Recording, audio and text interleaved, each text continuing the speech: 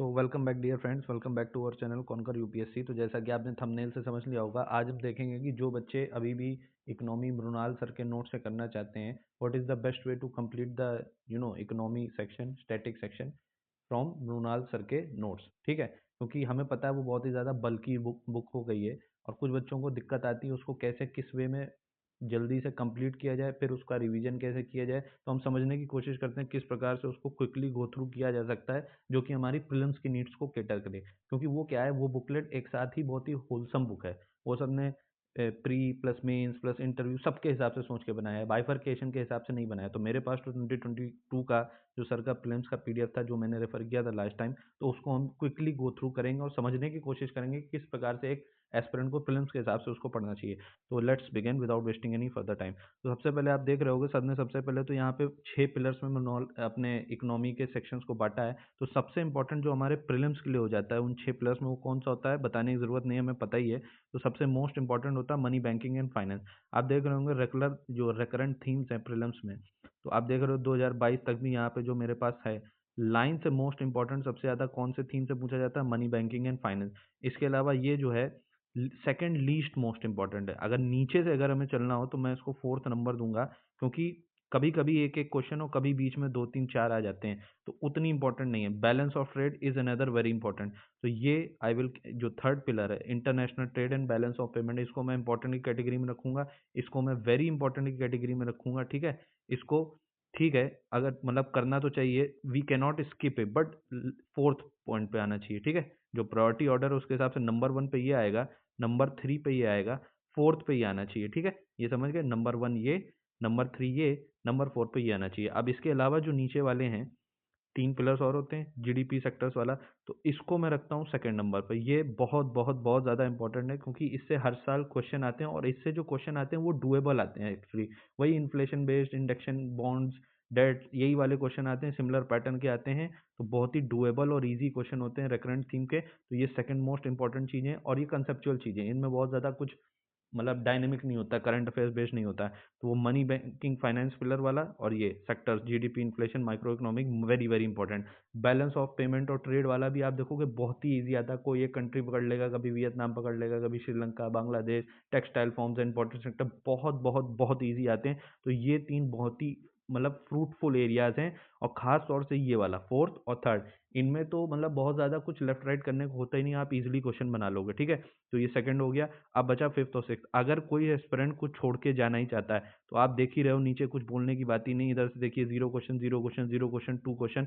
और फिर देखो ये भी देखा गया है कि जो इससे एचआरडी सेक्शन से क्वेश्चन आते हैं वो ऐसे आते हैं कि मतलब बहुत ज़्यादा इजीली बन नहीं पाते। एक बार पूछ लिया गया था विद्यांजलि क्या है, सिंगल फैक्चुअल स्टेटमेंट। अब आप कितना भी कुछ भी पढ़ लो, उस स्कीम को आप 100% श्योरिटी से एग्जाम कंडीशन में आंसर नहीं कर सकते हो। तो एक तो इसमें से बहुत कम क्वेश्चंस आते हैं, ऊपर से जो आते हैं वो उनके बना पाने की एग्जाम कंडीशन में प्रोबेबिलिटी बहुत कम है। तो अगर आप मतलब वही है कि एक क्विक ओवरव्यू लेके इसको क्विकली गो थ्रू कर सकते हो। छोड़ा तो कोई नहीं चाहिए, एक सीरियस स्टूडेंट छोड़ता तो कुछ नहीं है, लेकिन आपने सोच ही लिया मृणाल सर से ही पढ़ना है, तो फिर उस हिसाब से इसको जल्दी से ओवर थ्रू कर सकते हो। और इंफ्रास्ट्रक्चर वाली बात भी है ना, हमें पता है नेशनल इंफ्रास्ट्रक्चर पाइपलाइन और वो सारी चीज़ें बहुत ही हमें पता है। यूपीएससी को जो बनाना होगा वो फैक्ट देगी, डेटा देगी, और वो गलत हो जाएगा तो कॉमन सेंस से भी बन सकता है। बस एक क्विकली अगर इस चीज़ को ओवर थ्रू कर दें, मतलब जल्दी से ओवरव्यू लेके आगे बढ़ जाएं, तो फिफ्थ एंड सिक्स को बहुत ही जल्दी से बिना ज़्यादा अपना टाइम लगाए इसको ख़त्म किया जा सकता है। और बाकी के ऊपर के 4 फैक्ट जो सेक्टर्स हैं या पिलर्स हैं उनको ज़्यादा डेडिकेशन से और ड्यू डिलीजेंस से हमें करना होगा। ठीक है, अब नेक्स्ट देखते हैं हमें इसको करना कैसे चाहिए। चलिए, तो ये तो बात हो गई इस चीज़ों की इंपॉर्टेंस की। अब जो क्वेश्चंस या हैंडआउट्स दिए होते हैं उनको किस तरीके से हमें आइडियली उसको पढ़ना चाहिए, कैटर करना चाहिए। अब देखिए यहाँ से सर का शुरू हुआ है और हम देखेंगे कि किस प्रकार से हमें ये समझना चाहिए। अब यहाँ पे सर ने बार्टर सिस्टम पढ़ाया। अब देखिए बार्टर सिस्टम ऐसा नहीं कि हमें पढ़ने की ज़रूरत है, हम ये नहीं पढ़ेंगे, या यूपीएससी का एग्जामिनर कभी मेसोपोटामियन, अब कभी भी वो पूछेगा कि barter system was introduced by Mesopotamia, तो ये कभी नहीं पूछता है। आपको पता है अगर वो ये सब पूछने को आएगा तो वो गलती होता है कि वो कुछ गलत ऑप्शन दे देगा कि वॉज इंट्रोड्यूस्ड बाय, वो गलत ऑप्शन होगा। तो आप मेसोपोटामिया याद करने की ज़रूरत ही नहीं है। तो ये सारी चीज़ें कॉमन सेंस की होती है कि क्या चीज़ पढ़नी क्या चीज़ नहीं। ये हमें कहाँ से लर्निंग आती है, पीवाईक्यू से। अगर मैं आज आपको गाइड कर रहा हूँ क्या मुझे शुरू में पता था? मैंने पहले साल दूसरे साल ये पढ़ा तो मुझे पता था कि ये इंपॉर्टेंट है? नहीं। लेकिन आज के समय में पता है, अगर मुझे ये पीडीएफ रिवाइज करनी है, मुझे ये जो कीवर्ड है ये याद करने की जरूरत ही नहीं, क्योंकि ये कीवर्ड एग्जाम में हमेशा ही यूपीएससी का एग्जामिनर गलती बनाएगा। तो ये सब नहीं पढ़ना है मुझे। मुझे क्या पढ़ना है? बस नीचे की जो कंसेप्चुअल चीजें, जैसे कि मनी फंक्शंस क्या होते हैं, तो ऊपर की सारी चीजें जो हैं मैं उसको क्या करूंगा, सीधे ही काट दूंगा। ठीक, ये मेरे काम नहीं आने वाला है प्रेजेंस में, सीधे काटो। मेरे काम क्या आएगा? नीचे का टेबल देखिए इधर, मनी फंक्शन क्या फंक्शंस होते हैं, और उनमें भी बहुत ज़्यादा अंदर घुस-घुस के पढ़ने की ज़रूरत नहीं, जैसा कि मृणाल सर खुद कहते हैं, किस काम आते हैं, बस वो स्ट्रेट स्ट्रेट जो स्ट्रेट फॉरवर्ड बनेगा वो यही बनेगा, किस काम क्या आता है, क्योंकि एनसीईआरटी से ये लिफ्ट है, तो measure of value, medium of exchange, store of value, ये।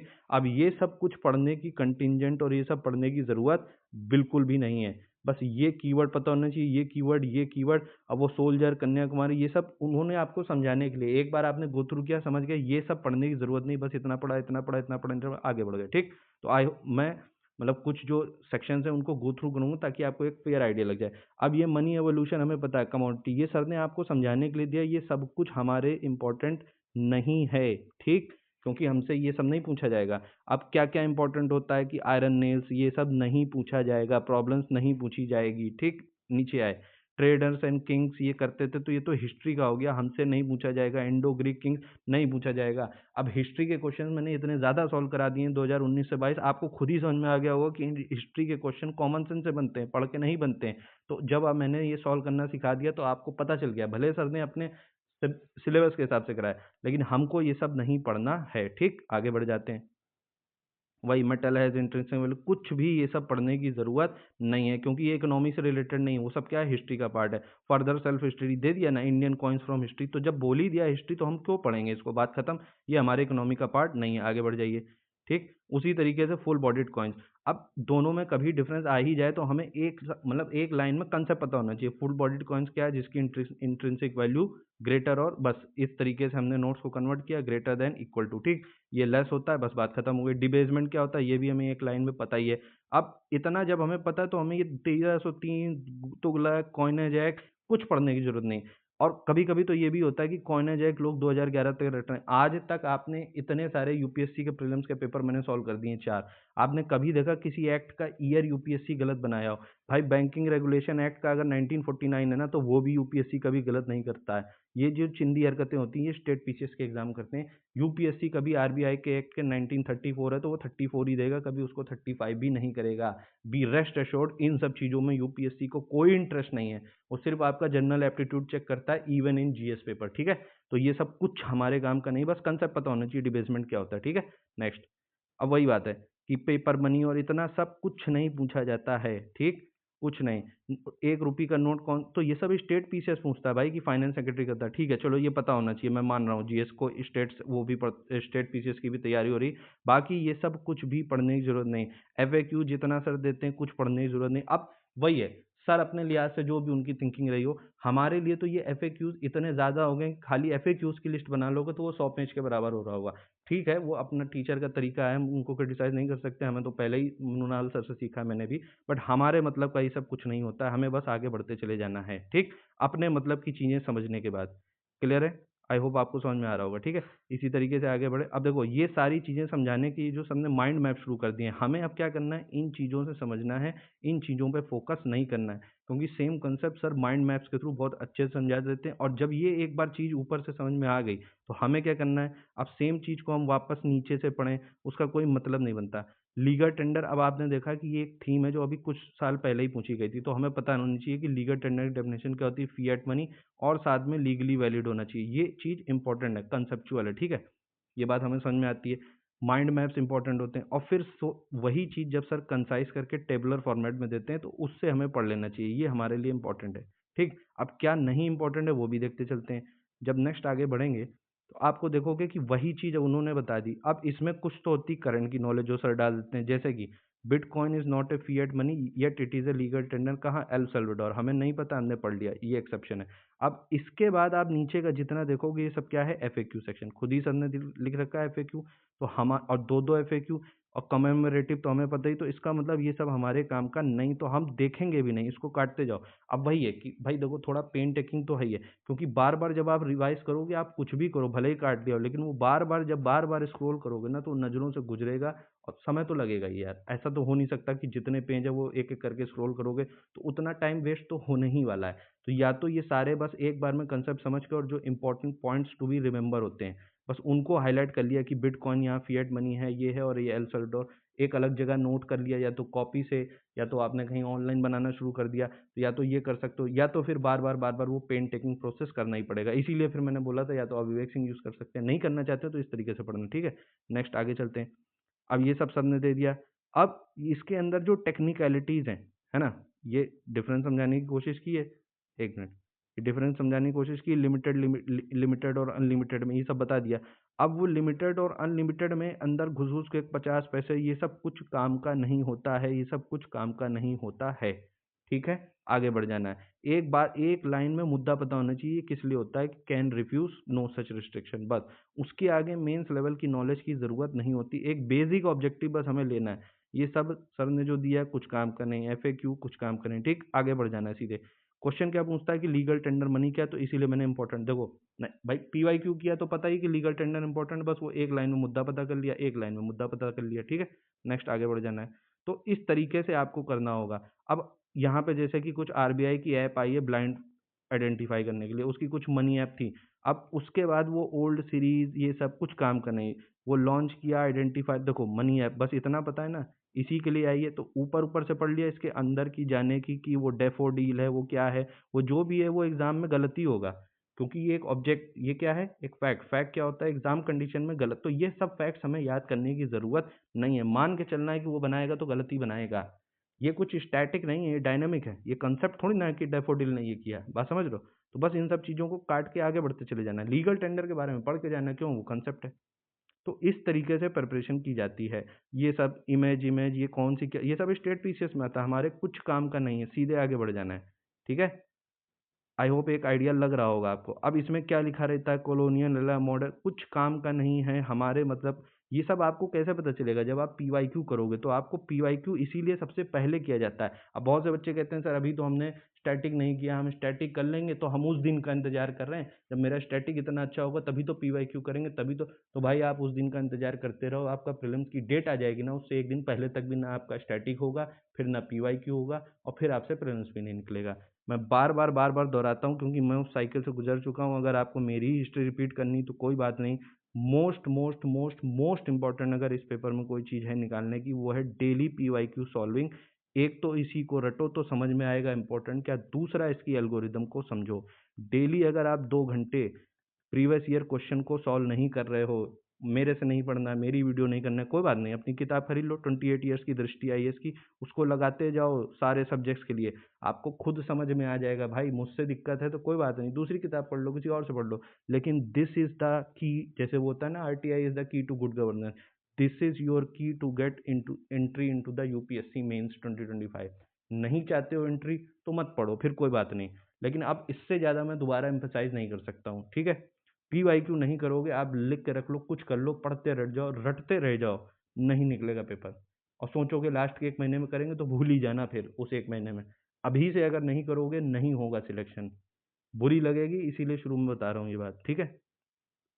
नेक्स्ट, डिमोनेटाइजेशन हो गया। अब वो कभी 1946, तो भाई ये तो वही हो गया ना, बुद्धिस्ट स्तूपा वाला 2023 में आया कि उसका ओरिजिन क्या था, तो वैसा स्टेटमेंट जब भी यूपीएससी आए बनाएगा तो हमें गलत ही करना है। ये सब तो हमें एल्गोरिदम से ही पता है, तो ये सब याद करने की कोई ज़रूरत ही नहीं, सीधे काट दो, ये काम खत्म, ये काम खत्म, बस बात खत्म। जीवन में कभी कोई चीज़ पहली बार होती नहीं। ऊपर से देखो, ईरान ने कोई तोमन करेंसी बनाई थी, ठीक? इतना आउटडेटेड टॉपिक हो गया, बस एक लाइन में पता है तो बस बात खत्म, सीधे बाकी का काट दो, नहीं पढ़ना है कुछ, एक लाइन में मुद्दा पता होना चाहिए। ठीक? डिमांड ड्राफ्ट क्या होता है हमें सब पता ही, नहीं भी पता नीचे सर टेबल में ये सब चीज़ें बता बता देंगे। ये देखो, इस तरीके से बता रहे हैं ना, तो फिर इतना आप घुस-घुस के पढ़ने की ज़रूरत नहीं है। बात समझ में आई?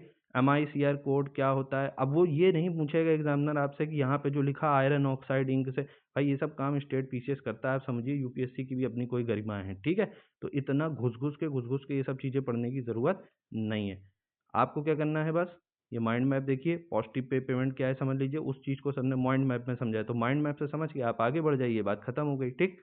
Next, electronic order, digital payment. अब कोर बैंकिंग सॉल्यूशन, जब आप पीवाईक्यू करने लगोगे तो आपको पता चलेगा कि भाई कोर बैंकिंग सॉल्यूशन में यूपीएससी ने भर भर के पिछले सालों में सवाल पूछा, तो जाहिर सी बात है फिर आपका लिमिटेड जो भी कंटेंट है आप उसको अच्छे से करोगे। क्यों? क्योंकि यूपीएससी का फेवरेट एरिया है। आप नीचे के एफएक्यू देखने की भी जरूरत है नहीं, सीधे काटो आगे बढ़ो, ठीक। दिमाग बहुत ज़्यादा नहीं लगाना अगर यूपीएससी मृणाल सर के ये पीडीएफ करके निकालना है। You have to be select. देखो टर्म कोर बैंकिंग सोल्यूशन आ गया 2016, ये एक नहीं बहुत से क्वेश्चन है, जब आप पीवाईक्यू करोगे आपको खुद रियलाइज हो जाएगा, भर भर के क्वेश्चन आते हैं यहाँ से, ठीक। कोर बैंकिंग सॉल्यूशन अच्छे से करके जाना है, जितनी भी ये टेबल और माइंड मैप फॉर्मेट में चीज़ें हैं, इनको अच्छे से ग्रास्प करना है, इनको आपको वो नहीं करना है। और जब चीज़ टेबल में हो जाती है तो उसके नीचे करने की कोई ज़रूरत नहीं है, सीधे काटो आगे बढ़ जाओ, ये तरीका होता है मृणाल सर से पढ़ने का, ठीक है। ये हो गया, यूपीआई ने कुछ किया, सीधे ही टेबल फॉर्मेट में कुछ फैक्ट है वो देख लो, उसके नीचे का जो है सीधे कट काट दो, आगे बढ़ जाओ, और कुछ नहीं। इंटर ऑपरेबिलिटी आपको खुद ही पता है, तो इंटर ऑपरेबिलिटी पढ़ के कर क्या लोगे? अब ये अगर पता करोगे पेमेंट सेटलमेंट एक्ट में है, तो क्या इसको एग्जाम कंडीशन में याद रखोगे? नहीं, क्योंकि ये चीज़ तो यूपीएससी का एग्जामिनर कभी गलत बनाता ही नहीं है कि वो किस एक्ट के अंदर है। वो गलत क्या बनाता है? गलत तो वो यही बनाता है ना कि ये किस मिनिस्ट्री के अंदर है, इसको आरबीआई देखता है, आरबीआई का सेबी, सेबी का आरबीआई, यही तो वो करता है। तो ये सब चीज़ें याद करने वाली बात नहीं होती हैं। बात क्या करने, मतलब हमें समझना क्या होता है कि कंसेप्ट वाली चीज़, इंटरऑपरेबिलिटी क्या है, चैलेंज क्या है, और ये चैलेंज आता कहाँ पे है, ठीक। हमें पता है कि अगर वही वो होता था ना कि अगर फोन पे का क्यूआर कोड है तो वो पेटीएम नहीं कर पाता है स्कैन, तो वही तो चीज़ थी बस। उससे ज़्यादा इतना घुस घुस के पढ़ने की ज़रूरत नहीं, जो मृणाल सर खुद एक ज़माने में कहते थे, ठीक। वही करना है, आगे बढ़ जाओ। मेरी आई होप आपको समझ में आ रहा होगा। अब एनपीआई एक एनपीसीआई एक प्राइवेट ऑर्गेनाइजेशन है, इतना ज़्यादा यूपीएससी ने एक समय में इससे क्वेश्चन पूछ लिया है, तो जाहिर सी बात है इसमें ड्यू डिलिजेंस देना है, क्योंकि 3 साल या 4 साल लगातार इससे क्वेश्चन पूछता गया। तो हम क्या करेंगे, एज ए ड्यू डिलिजेंस इसको अच्छे से करके जाएंगे, एनपीसीआई की जितनी भी चीज़ें, लेकिन एक हद से ज़्यादा फिर उसमें नहीं घुसेंगे, ठीक। क्योंकि खत्म, F A Qs push pull खत्म, जितना भी कंसेप्चुअल चीज़ें हैं एनपीसीआई की वो करेंगे। अब ये एग्जाम्पल्स रटने का कोई मतलब नहीं है, क्योंकि इस रात की कोई सुबह नहीं, कंसेप्ट वाली जितनी चीज़ें एनपीसीआई की वो सब हम करके जाएंगे, ठीक। एनपीसीआई का नया फीचर आया, ये हमें पता है कि जो बेसिक फ़ोन होते हैं ना, वही नोकिया वाले, उनके लिए ये फीचर आया था। तो दो एक लाइन की बात है, एक लाइन में उसको समझ लेना है कि if he has a basic phone, तो उसके लिए है। अब उसके अलावा मृणाल सर ने जो इतना सब दे रखा है, ये नीचे देखिए आप, 2022 में ये सब आया, एक ये कुछ काम का नहीं। ये सब वो बोलेगा ना भाई फीचर्स ऐसे हो सकते हैं, तो फीचर्स तो एक्सपेंड ही होते रहेंगे, टेक्नोलॉजी बढ़ी रही है। एग्जाम कंडीशन में अगर पॉसिबिलिटी की तरह बोल दिया कि ये फीचर में which of the following are possible, या तो पॉसिबल बोलेगा, ऐसा बोलेगा, तो क्या किसी को काट दोगे एग्जाम कंडीशन में? वो तो एल्गोरिदम से करोगे ना। खुद समझ रहे हो जो मैं एल्गोरिदम करा रहा हूँ वो कितना हेल्पफुल है। वो पढ़ते जाओगे तो ये सब खुद ही समझ में आ जाएगा, ये सब पढ़ने की जरूरत नहीं, ये सब काट के जाना है एग्जाम में, ठीक।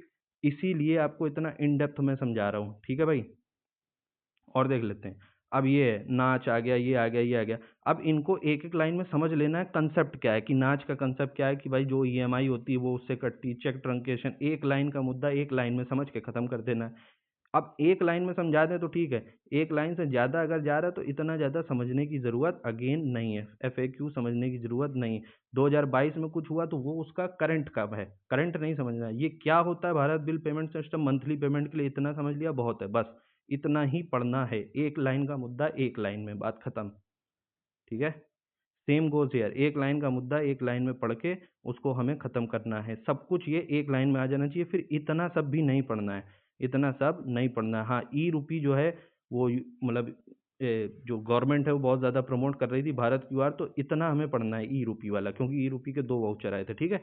ये देखो ई रूपी इसीलिए सर ने अलग से दिया है, तो ये हमें पता होना चाहिए यहाँ से लेके यहाँ तक, ई रूपी यहाँ से लेके यहाँ तक। अब वो किस मिनिस्ट्री का है वो हमें भी याद करने की ज़रूरत नहीं, क्योंकि एग्जाम में मिनिस्ट्री हमेशा क्या होती है, गलत। तो अपने दिमाग में अननेसेसरी उतना सब प्रेशर नहीं लेना है, ठीक। क्लियर हो गई बात। अब टेबल वाली चीज़ मैंने क्या बताई, जनरली इंपॉर्टेंट होती, तो इसको हमें करके जाना है, बात खत्म हो गई। ई रूपी किस लिए होता है, तो ऐसे होगा, तो ये सब क्या है तुम्हें समझाने के लिए। बाबू सोना और जो सब लिखते हैं सर, पढ़ने की कोई ज़रूरत नहीं, क्योंकि ये तुमको समझाने के लिए, मिनिस्टर आईएएस, ये खत्म हो गया कि नहीं। जो ये माइंड मैप होते हैं ये इंपॉर्टेंट हैं कंसेप्चुअल के लिए, और इसी से चीज़ें समझ में आती हैं, इसको करी आगे बढ़ गए, ठीक। अब इतना सब जो सर ने समझा दिया है खुद ही समझ रहे होगे, क्या ये देखने की भी ज़रूरत है? नहीं, सीधे काटो आगे बढ़ जाओ। नीचे एफएक्यूज़ होंगे, कंक्लूजन होगा, ये देखो, काटो खत्म। खुद ही पढ़ो, यहाँ हेडिंग क्या है, potential application in future. Potential application हमेशा क्या होता है, ऑल करेक्ट। खुद ही सोचो ना, यूपीएससी पेपर कैसे बनाता है, potential application future all correct, तो इसको क्या मारना है, उसी तरीके से करेक्ट। ए मतलब काट देना है। कंक्लूजन तो किसके लिए, मेंस के लिए। तो क्या ये पढ़ोगे क्या बैठ के, नहीं, काटो आगे बढ़ो। तो आई होप आपको यहाँ तक समझ में आ गया होगा, ये 25 क्वेश्चन तक जो यहाँ पे मैंने सॉल्व करके दिखाया कि किस तरीके से आपको इन क्वेश्चंस को अप्रोच करना है, ठीक है। तो इसी तरीके से आप पढ़ते जाओगे तो आपका काम आसान हो जाएगा, अगर आपने सोच ही लिया है मृणाल सर का पढ़ना है। अब देखो, इतना सब ये न्यू अम्ब्रेला एंटिटी है, एक लाइन में 2 लाइन में पढ़ के खत्म कर देना है, इससे ज़्यादा इसको नहीं करना है। मेन चीज़ कहाँ दिया है अम्ब्रेला एंटिटी के बारे में, यहाँ दिया है, रीड बिटवीन द लाइन्स। उससे ऊपर तो भूमिका बन रहा है, तो ये नहीं पढ़ना है, ये नहीं पढ़ना है। प्रपोजल तो बिल्कुल भी नहीं पढ़ना है, 2 लाइन का मुद्दा 2 लाइन में खत्म करना है, न्यू अम्ब्रेला। और उसके बाद एनपीसीआई के देखो फिर से क्वेश्चन आने लगे, फिर से क्वेश्चन आने लगे। मुझे पता है ये इंपॉर्टेंट टॉपिक है, इसलिए मैंने बता दिया। अब मुझे कैसे पता चला, कोई आकाशवाणी में तो मुझे पता नहीं चला है, तो मुझे भी इसलिए पता है क्योंकि मैंने एक हद से ज़्यादा, आप मतलब वही है कि अगर मैं इतने कन्विक्शन से कह रहा हूँ तो आप सोच नहीं सकते हो मैंने कितनी बार, कम से कम नहीं तो 20 बार तो मैंने पूरे 28 साल के पीवाईक्यू किए ही होंगे डिलीजेंटली। कौन-कौन से ये भी बता दूँ, हिस्ट्री हो गया, इकोनॉमी हो गया, ज्योग्राफी हो गया, पॉलिटी हो गया, साइंस एंड टेक हो गया, आईआर के थोड़े बहुत कम किए थे, मतलब उतना नहीं किया जितना ये सब history, science and tech, economy, polity, geography, इन सबको रिलीजियसली 28 साल के किए थे। इसलिए आज की तारीख में मुझे ये भी पता होता है कि बुक खोलते ही ये चैप्टर इंपॉर्टेंट, ये चैप्टर इंपॉर्टेंट नहीं है। क्यों? PYQ is the key to success. आप अगर इंतजार करते रहेंगे कि मेरा वो दिन आएगा जब मेरा स्टैटिक इतना पक्का हो जाएगा कि फिर जब मैं पीवाईक्यू करूंगा तो मुझसे तो गलत ही नहीं होगा, तो भाई I am very sorry to say, आज मैं बहुत ही ब्लंटली बोलने वाला हूँ, आपकी टिकट मिस होने वाली है। ठीक, आप अपने आप के साथ धोखा कर रहे हैं। अगर धोखे में ही जीना चाहते हैं तो ठीक है, अब न्यू ईयर के बहुत दिन गुजर गए, अब मैं वैसी रोज़ ही पिक्चर पेंट करके आपको भी नहीं दिखा सकता हूँ, धोखे में नहीं रह सकता हूँ, ठीक है। तो आई होप आपको इससे बहुत फेयर आइडिया लगा होगा, ना सिर्फ इसके लिए, ये सिर्फ इकोनॉमी के लिए नहीं है जो लर्निंग डिराइव कर रहे हो, कि जो कीवर्ड्स होते हैं, इंपॉर्टेंट कंसेप्ट होते हैं, उन मुद्दे को एक लाइन में समझना है, बहुत ज़्यादा अननेसेसरी क्रैमिंग ऑफ फैक्ट्स नहीं करना है। हमें यूपीएससी के पीवाईक्यू पैटर्न से समझना है कि किस चीज़ को हमें रटना है, फैक्ट्स को रटना है कि डेफिनेशन की कॉन्सेप्ट, और बाकी चीज़ें तो यूपीएससी ऑब्जेक्टिव चीज गलती बनाता है, डेटाबेस है ना। तो बस जितना भी डेटा बेस्ड ऑब्जर्वेशन होता है वो तो यूपीएससी एग्जाम में वैसे ही गलत बना देता है, तो उसको हमें उतना नहीं रटना है। वो हमें समझ में कब आएगा, जब पीवाईक्यू के एल्गोरिदम को समझोगे या फिर बहुत सारे पीवाईक्यू खुद सॉल्व करोगे। तो 28 ईयर्स की जो पीवाईक्यू की बुक आती है, दृष्टि आई है, अब मैंने तो छापी नहीं, आप बोलोगे प्रमोट कर रहे हो, तो वही बात है, या तो ये खरीद लो या तो एक पीडीएफ पड़ी है ऑनलाइन वो कर लो। और दूसरी बात ये भी नहीं कर सकते हो तो भाई मैंने टेलीग्राम चैनल बनाया था, पिछले ही चैनल में बता दिया था, अब उसको आपको ज्वाइन भी नहीं करना है, तो फिर वही मैं कह सकता हूँ, फिर कितनी हेल्प मैं भी कर सकता हूँ ना। या तो आप उसको ज्वाइन कर लीजिए और फिर जो भी आपको लगे बात, उसको आप कमेंट सेक्शन में डिमांड में बता सकते हैं कि सर इस चीज़ की ज़रूरत है, उस चीज़ की ज़रूरत है। जब बताओगे भी नहीं, यार वीडियो के नीचे भी नहीं बताओगे कि सही लगा नहीं लगा, कमेंट करके ये ज़रूरत है, तो भाई कहाँ से मैं भी हेल्प कर पाऊंगा ना। ये तो सप्लाई डिमांड का खेल है, मैं आपके मन में आके तो नहीं समझ पाऊंगा ना आपकी रिक्वायरमेंट क्या है। मैं यही बता सकता हूँ कि अगर आपको कोई प्रॉब्लम है, this is the most important thing. अगर आप एक बार को अपना स्टैटिक भी छूट रहा है और ये कर रहे हो तो ये बेटर एडवांटेजेस पोजीशन में हो। वाइसी वर्सा मत करना, मेरा स्टैटिक कंप्लीट हो गया है लेकिन मैंने पीवाईक्यू नहीं किया, नहीं निकलेगा प्रीलिम्स, ठीक है। तो थोड़ा हार्श वीडियो है, लगना भी चाहिए, बट रियलिटी चेक हो जाना चाहिए। अब नए साल के 7-8 दिन गुजर गए हैं, ठीक है। तो बस इसी नोट पे ख़त्म करेंगे। आई होप आप इससे कुछ लर्निंग डिराइव करेंगे, और जो भी बात हो यार थोड़ा इंटरेक्टिव बनाओ सेशन को। अब आप अगर रिस्पॉन्ड नहीं करोगे तो ठीक है, मैं भी वीडियो बनाना छोड़ दूंगा, फिर मज़ा नहीं आता। अकेले खुद से बात करने का भी क्या मतलब है यार। मतलब एक लाइक या एक कमेंट या एक डिसलाइक भी, नहीं वीडियो आ रहा तो कुछ बताओगे तो, कि बस देख के ही गुजर जाओगे, तो फिर वही लगता है, फिर ठीक है बच्चे को इंटरेस्ट नहीं तो हमें भी इंटरेस्ट नहीं वाली बात आ जाती है, ठीक है। तो आई होप इससे आपको कुछ हेल्प मिली होगी, और आगे जो भी आपके डाउट्स होंगे, क्वेरीज होंगे, आप कमेंट्स के माध्यम से बता सकते हैं, ठीक है। तो इस वीडियो को वाइंड अप करते हैं। All the very best.